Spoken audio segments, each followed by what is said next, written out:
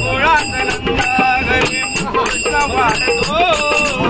गोकुळात नंदा घरी कृष्ण वाढतो मधुरेचा गौतम मामा मोठे मोडितो मधुरेचा गौतम मामा मोठे मोडितो मधुरेचा गौतम मामा मोठे मोडितो